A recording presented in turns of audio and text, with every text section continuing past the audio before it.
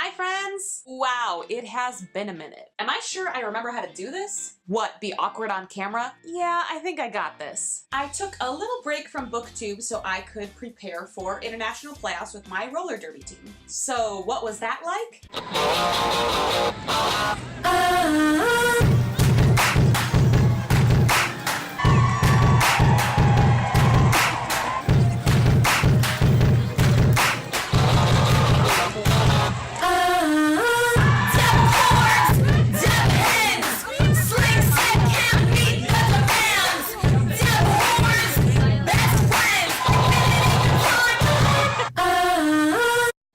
Was awesome. Playoffs is actually where I got this shirt. See?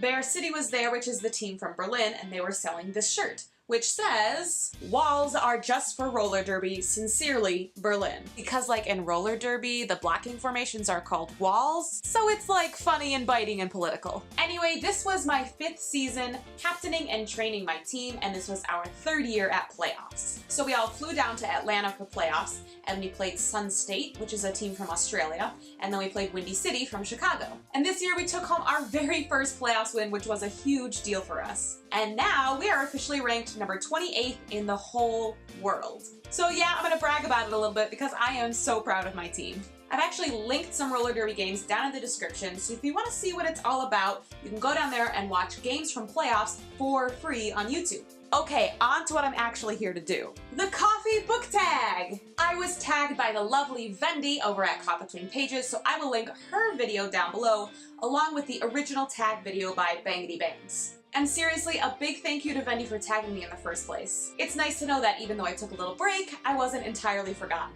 So I don't really drink coffee, although when I do, I definitely go for the super sugary flavored drinks.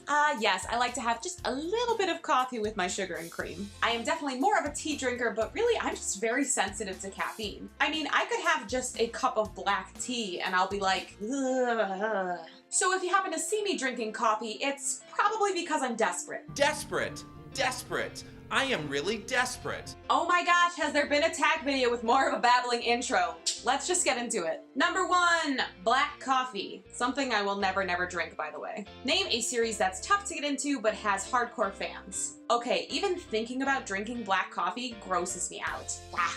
And I'm sorry if you think that makes me not tough or something. Oh, you're tough because you drink black coffee? I play roller derby, asshole. But that's just the way it is. So in light of that, I'm actually gonna pick a series that I didn't like. One that was tough for me to get into, but does happen to have some cutthroat fans. And that series is Throne of Glass by Sarah J. Maas.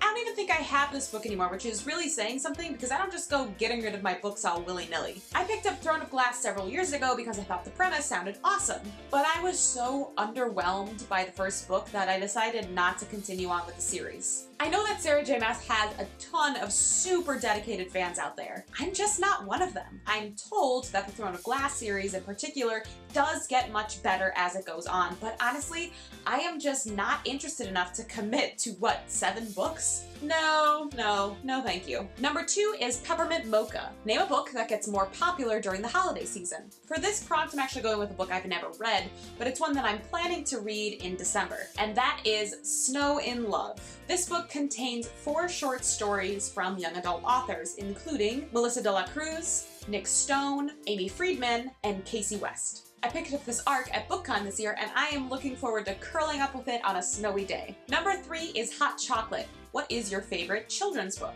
Now, I have a hard time picking favorite anything, but for this one, I'm going with one of my favorite books from when I was a kid, which is Sideways Stories from Wayside School by Louis Satcher. It's the same guy who wrote Holes, which I think a lot of people are familiar with. This is the first book in a really fun series that tells a bunch of silly and ridiculous stories about kids going to Wayside School. All the characters are really wacky and all have distinct personalities, which I love. I really loved funny books as a kid, and I think most people do. But goofy books like this also influenced the way I wrote as a kid. My friends and I would write extremely silly stories that we would pass back and forth to each other, making it weirder and weirder as we went. I mean, basically trying to out-weird each other. So the Wayside School books hold a very special place in my heart because they remind me of that time. Number 4, Double Shot of Espresso. Name a book that kept you on the edge of your seat. Ooh, okay, you guys. Sadie, have you read it yet? Go and get your hands on a copy. I received this ARC from the publisher and I took this book with me on my trip to Japan this summer. I read the entire book during my trip home. I devoured it. It was gripping and heartbreaking and super suspenseful. Courtney Summers is clearly an author who knows how to give you just enough information to keep you really engaged, wanting to continue reading, and just dying to know what's gonna happen next. Number 5 is Starbucks. Name a book you see everywhere. Before I even started BookTube, I saw A Darker Shade of Magic everywhere I went. And I mean, how could I miss it? I mean, look at that cover.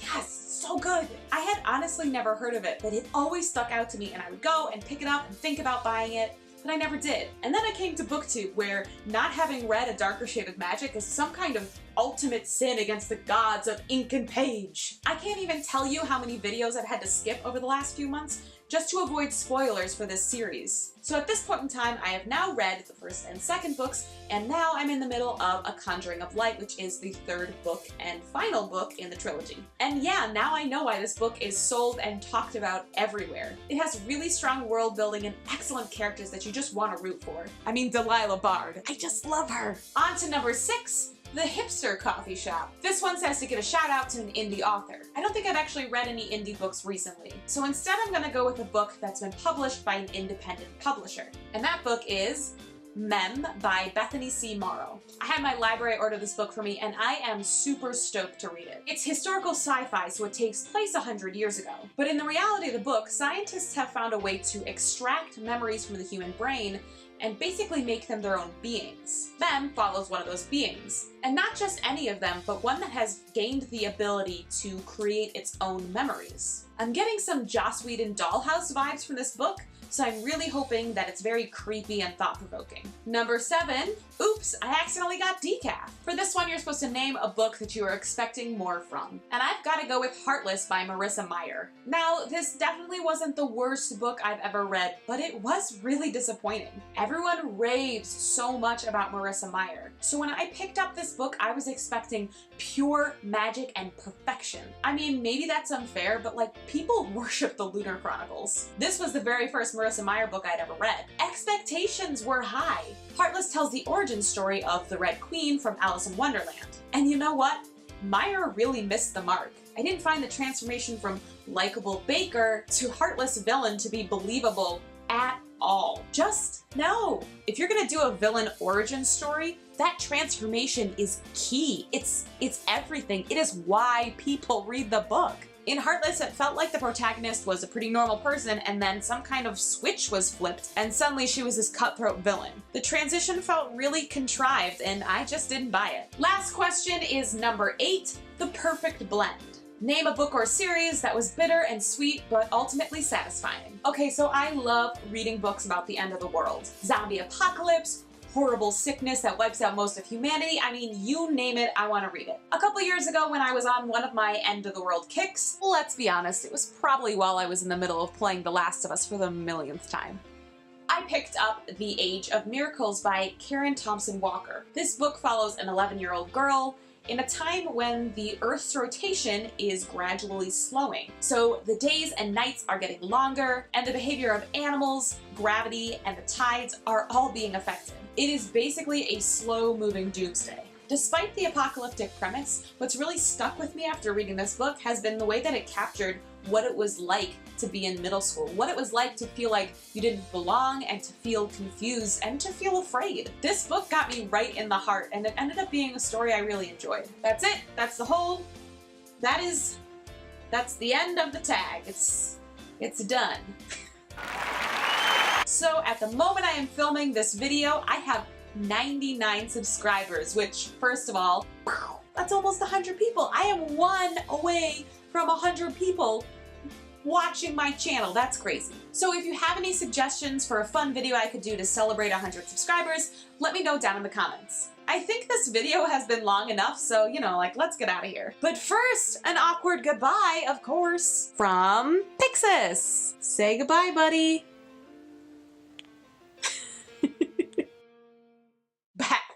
I just get really shaky and my heart beats so fast. It got sunny for like 5 seconds and I missed it. Okay, now it's raining and like super dark out. Ooh, that's loud rain. We're gonna keep going. And yeah, now I know why this book is sold. Whoa. Lightning! Are you the grumpiest dragon? Yep, that's a yes.